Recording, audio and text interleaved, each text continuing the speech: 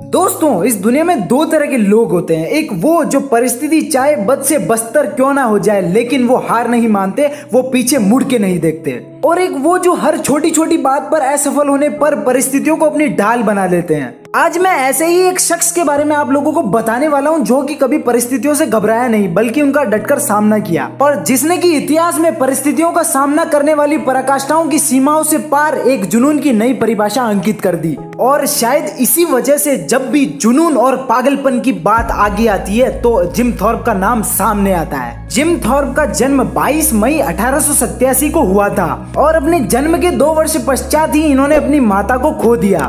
और जब एक बच्चे के सर से माँ के ममता की आंचल का छाया हट जाता है तो उसके लिए परिस्थितियां गंभीर से गंभीर हो जाती है। जिम थॉर्प को बचपन से ही दौड़ने, कूदने और बास्केटबॉल खेलने का बड़ा ही शौक था, लेकिन उनके पिताजी इनकी खेलकूद की गतिविधियों के सख्त खिलाफ थे। कई बार थॉर्प अपने स्कूल को बंक करके खेलने जाया करते थे। इन सब से इनके पिताजी ने परेशान होकर इनका दाखिला एक बोर्डिंग स्कूल में करा दिया। थॉर्प के पिताजी बड़े ही क्रूर स्वभाव के थे और थॉर्प की एक ना चलने देते थे। और आपको बता दूं कि मात्र 9 साल की उम्र में ये बच्चा अपने घर को छोड़कर निकल गया अपने सपनों को पूरा करने। ये बच्चा दिन में घोड़े के अस्तबल पे काम करा करता था ताकि रोटी और कपड़े के लिए पैसा बचा सके और रात में रनिंग की प्रैक्टिस करता था। धीरे धीरे देखते देखते थॉर्प ने अपनी मेहनत के दम पर अपने अंदर एथलेटिक क्वालिटीज डेवलप कर ली थी। और 16 साल की उम्र में थॉर्प अपने पिताजी के पास फिर लौट आए। फिर उन्होंने हाई स्कूल को ज्वाइन किया और वहाँ के जितने भी स्पोर्ट्स प्रोग्राम थे सब में पार्टिसिपेट करके तहलका मचा दिया। और यही वो समय था जब उनके पिताजी उनका हमेशा हमेशा के लिए साथ छोड़कर चले भी गए थे। इतना सब कुछ होने के बाद थॉर्प डिप्रेशन में रहने लगे थे। धीरे धीरे समय ने इनके घावों पर स्नेह लेप लगाना चालू कर दिया और कुछ सालों बाद थॉर्प फिर उठ खड़े हुए। आपको बता दूं कि थॉर्प मल्टी टैलेंटेड एथलीट थे। इन्होंने एथलेटिक्स में तो ओलंपिक में बहुत सारे गोल्ड मेडल जीते ही,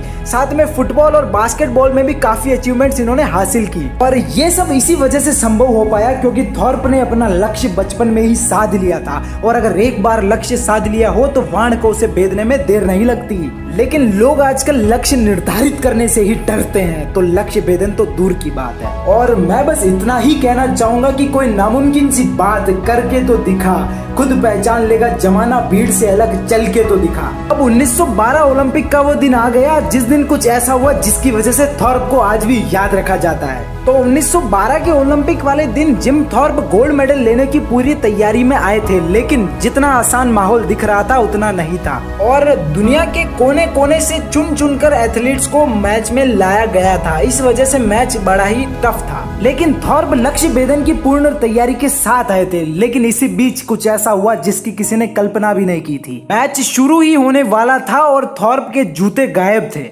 जूते किसी ने जानबूझकर चोरी कर लिए थे थॉर्प का मनोबल तोड़ने के लिए। जूतों को गायब देख थॉर्प भी बड़ी असमंजस की स्थिति में आ गए। पूरा स्टेडियम खंगालने पर भी थॉर्प को अपने जूते नहीं मिले। उन्होंने बहुत सारे लोगों से जूते भी मांगे कि किसी के पास एक जोड़ी जूता एक्स्ट्रा हो तो मुझे दे दीजिए, लेकिन कहीं से भी सहायता संभव नहीं हो पाई और समय भी इतना नहीं था कि नए जूते ला सकें। लेकिन थॉर्प ने जब स्टेडियम के कूड़ेदान में देखा तो 2 फटे पुराने जूते उनको कूड़ेदान में पड़े मिले। और आपको बता दूं कि दोनों जूते गले और फटे हुए थे और एक जूता काफी बड़ा था और एक जूता काफी छोटा और दोनों अलग अलग जोड़ी के थे। बावजूद अपनी परिस्थिति को ढाल बनाने के थॉर्प ने उन जूतों को पहना और उसी दिन ओलंपिक में 2 गोल्ड मेडल जीते।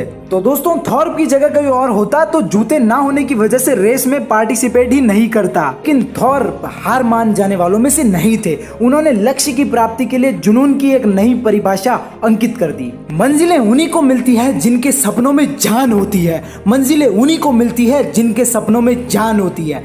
पंखों से तो कुछ नहीं होता मेरे दोस्त, हौसलों से उड़ान होती है। तो दोस्तों, आज की प्रेरणादायक कहानी ने आपके अंदर अगर थोड़ी सी भी चिंगारी भड़काई हो तो वीडियो को लाइक और चैनल को सब्सक्राइब करके मुझे इसका पारितोषिक देना मत भूलिएगा। और मेरा रोज यही प्रयास रहता है कि ऐसी ही प्रेरणादायक और ज्ञान से भरी हुई वीडियोस मैं आप लोगों के लिए ला सकूं। मिलता हूं अगली वीडियो में। जय हिंद, जय भारत।